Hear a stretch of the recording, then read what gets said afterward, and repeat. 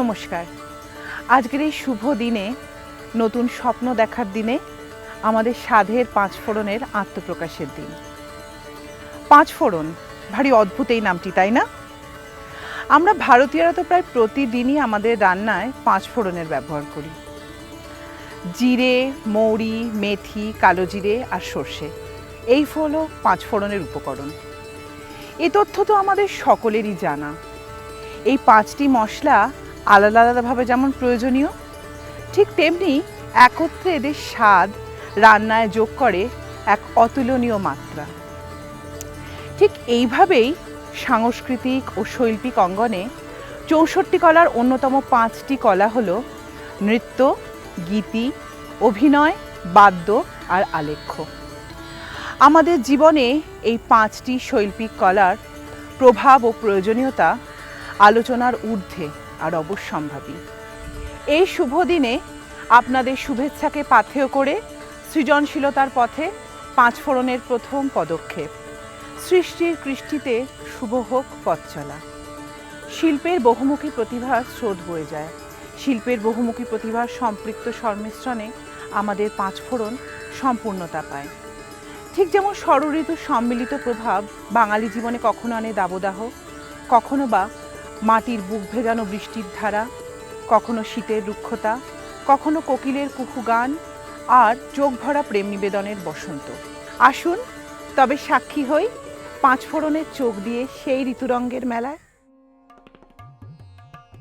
তোরা সব জয়ধ্বনি কর, তোরা সব জয়ধ্বনি কর, ওই নূতনের কেতন ওরে কাল বৈশাখীর ঝড়। তোরা সব জয়ধ্বনি কর, তোরা সব জয়ধ্বনি কর।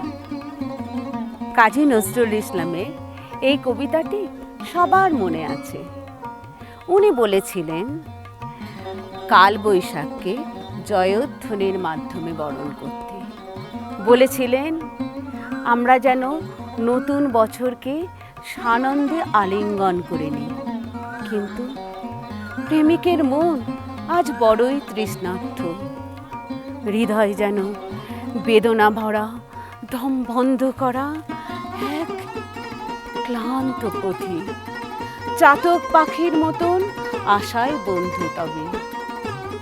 নিভে যাওয়া আলোর স্নিগ্ধ সন্ধ্যার ঝোড়ো ঘুম কাটিয়ে আজ অপেক্ষারা ঘুমিয়ে পড়ুক ভালোবাসার পাশ বালিশে। আমি বরং তোমায় নিয়ে বৈশাখের প্রলয়প্রিয় আকাশ দেখি।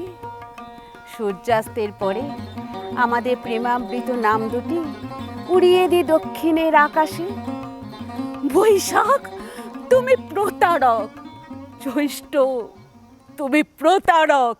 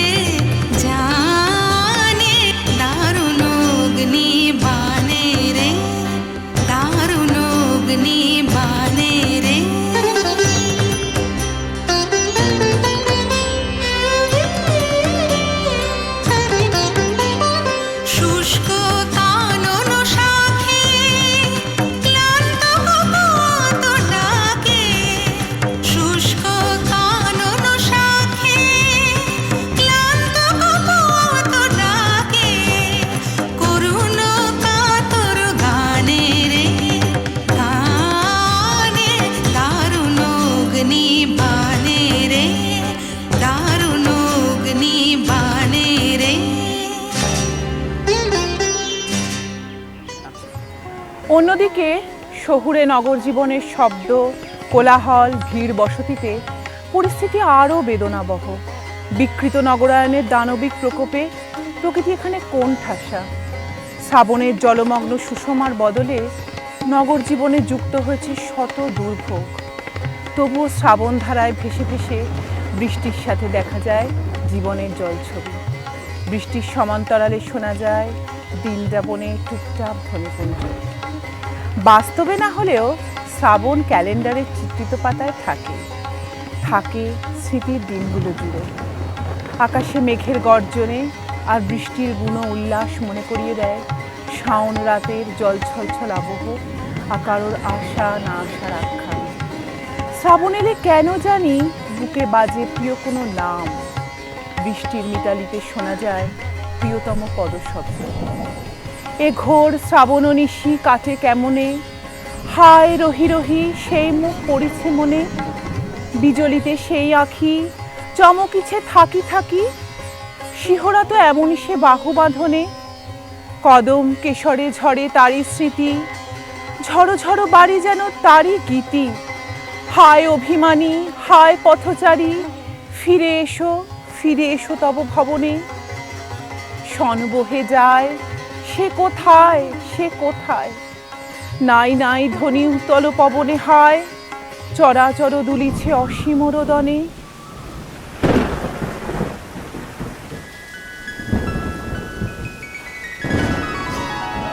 শ্রাবণ ঘনায় দুনয়নে, শ্রাবণ ঘনায় দুনয়নে, শ্রাবণ ঘনায় দুনয়নে, শ্রাবণ ঘনায় দুনয়নে। আকাশের মতো আঁখি, আকাশের মতো আঁখি, মগন বরিশনে, শ্রাবণ ঘনায় দুনয়নে, শ্রাবণ ঘনায় দুনয়নে। dagat dagat takita takita ginta da da dinta taka taka taka takita tikita kita da kita taka taka taka chichikita taka chichikita da da da dinta da da dinta da da dinta da da da da dinta da da dinta da da dinta da da da da dinta da da dinta da da dinta da। শ্রাবণ ঘনায়, শ্রাবণ ঘনায়, শ্রাবণ ঘনায়।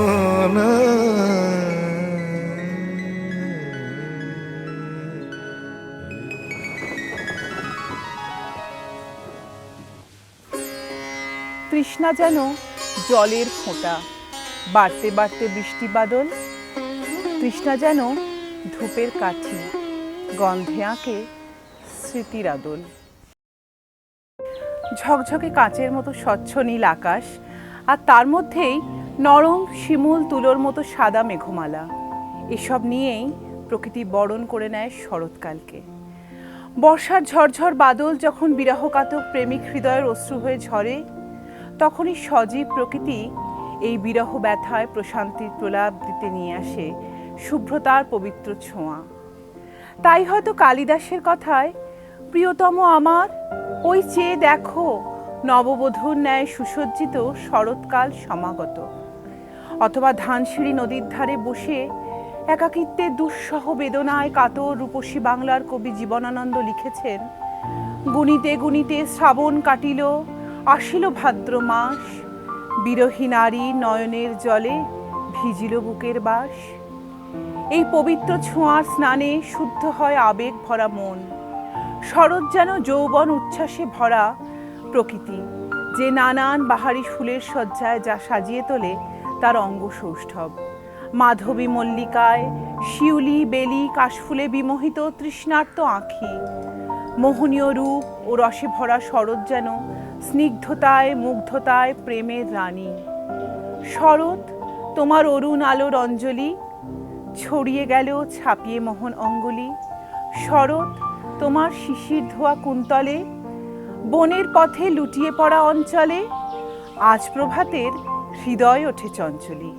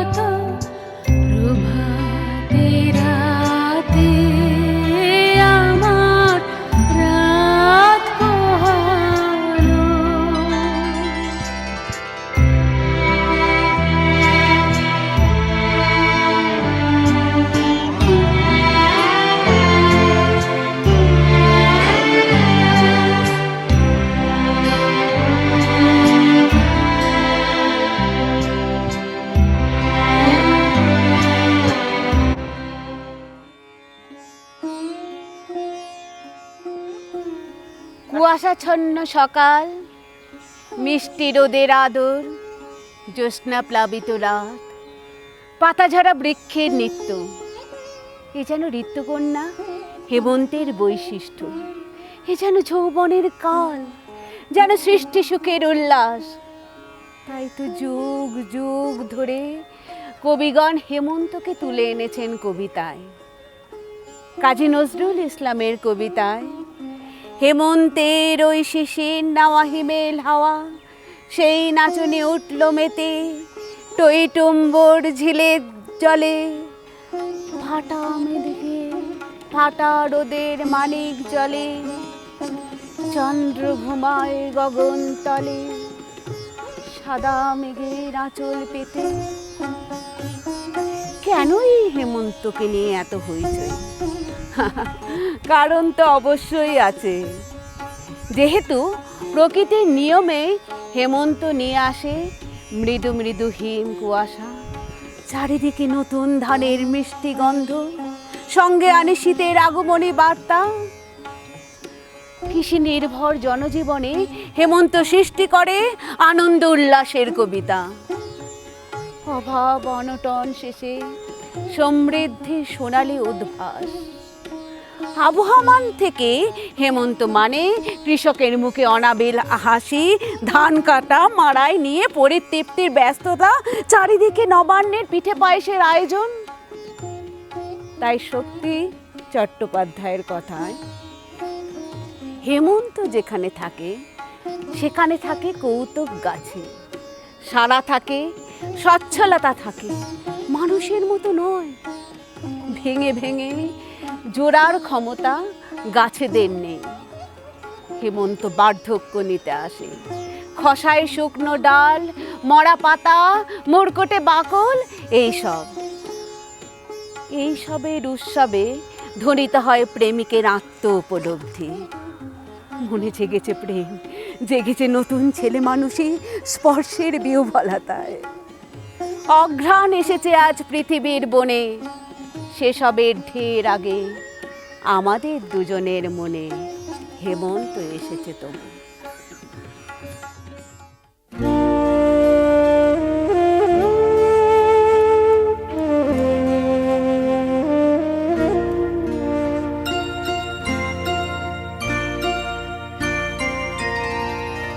হিমের রাতে ওই গগনের দ্বীপগুলি রে, হেমন্তিকা করলো গোপন আঁচল ঘিরে ঘিরে ঘিরে। হিমের রাতে ওই গগনের দ্বীপগুলি রে,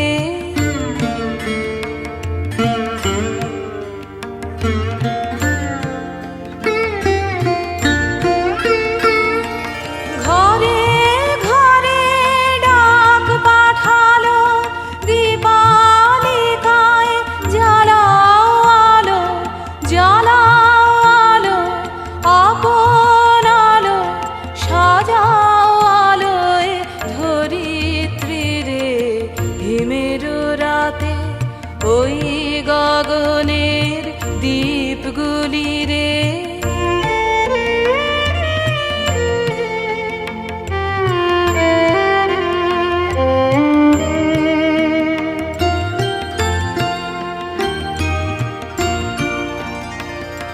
শূন্য এখন ফুলের বাগান, দোয়েল কোকিল গাহে না গান।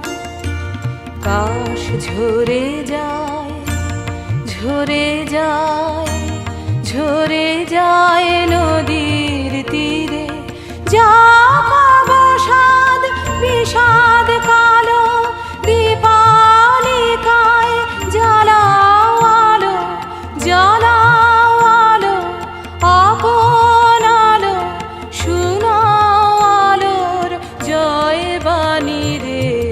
হিমের রাতে ওই গগনের দ্বীপগুলি রে, হেমন্তিকা করলো গোপন আঁচল ঘিরে ঘিরে। ঘিরে ঘিরে হিমের রাতে ওই গগনের দ্বীপগুলি রে।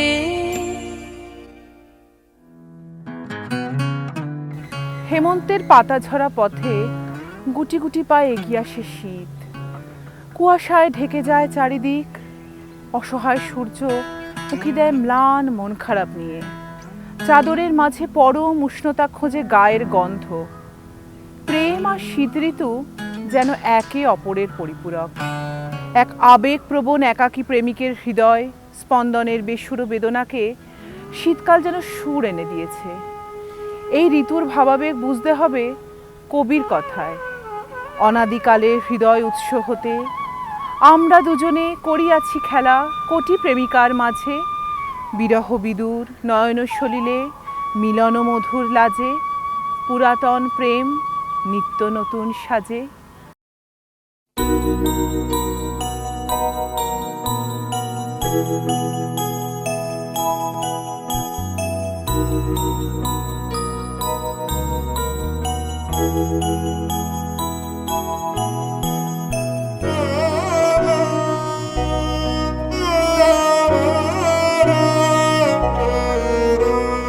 সেদিন আমায় বলেছিলে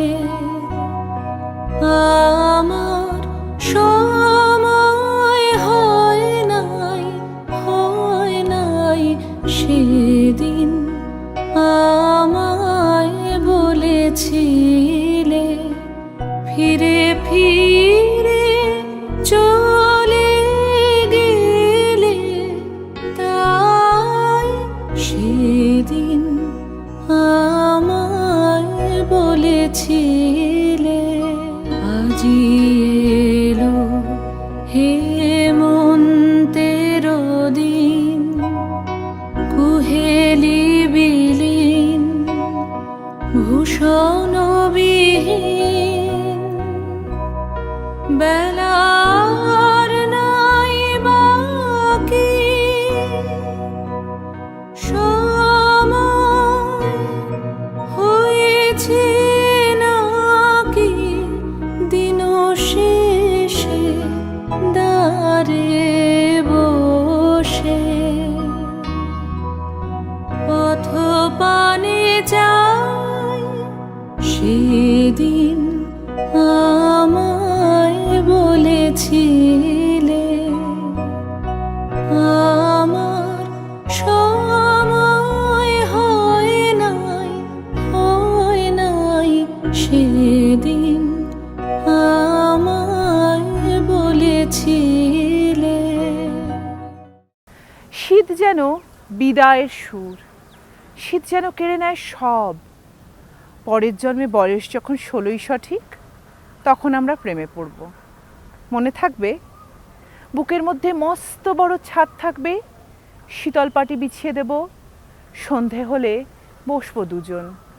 একটা দুটো খসবে তারা। হঠাৎ তোমার চোখের পাতায় তারার চোখের জল গড়াবে। কান্ত কবির গান গাইবে। তখন আমি চুপটি করে দু চোখ ভরে থাকবো চেয়ে। মনে থাকবে? শীতের দুঃখতা কেটে গেছে বসন্তের ছোঁয়ায়। বনে বনে কোকিল ডেকে উঠেছে। প্রকৃতি মেতে ওঠে এক মিলন মেলায়। পাগল হয়ে ওঠে মন বলে বসন্ত তুমি ফিরে যাও আমার অঙ্গ মুক্ত করো। আমি বদ্ধ ঘরেই ভালো আছি তীব্র অন্ধকারে। বসন্ত বলে হয়তো ফোটেনি ফুল রবীন্দ্রসঙ্গীতে যত আছে। হয়তো গাহিনী পাখি অন্তর উদাস করা সুরে বনের কুসুমগুলি ঘিরে। আকাশে মেলিয়ে আঁকি তবুও ফুটেছে জবা দুরন্ত শিমুল গাছে গাছে। তার তলে ভালোবেসে বসে আছে বসন্ত পথিক। এমন আগ্রাসী ঋতু থেকে যতই ফেরাই চোখ যতই এড়াতে চাই তাকে দেখি সে অনতিক্রম্য বসন্তর কবির মতো রচিতার রম্য কাব্যখানি। নবীন পল্লবে ফুলে ফুলে বুঝি আমাকেও শেষে গিলেছে খল নাড়ি আপাদ মস্তক ভালোবেসে।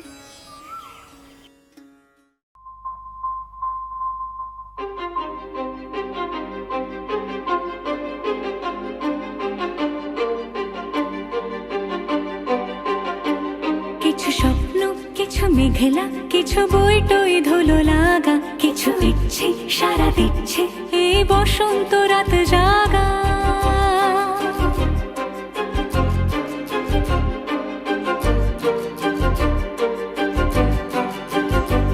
মম চিত্তে পাশ ফিরতে আজ পলাশ ফুলের কাব্য, নীতি নৃত্যে ফুল ছিঁড়তে শুধু তোমার কথাই ভাববো। আজ হাওয়া বেপরোয়া দিল সন্ধে পাখির ঝাঁক, এই বিকেল আর বিলকুল হৃদ মাঝারে থাক। নীল দিগন্তে ওই ফুলের আগুন লাগলো লাগলো, নীল দিগন্তে বসন্তে সৌরভের শিখা জাগলো, বসন্তে নীল দিগন্তে।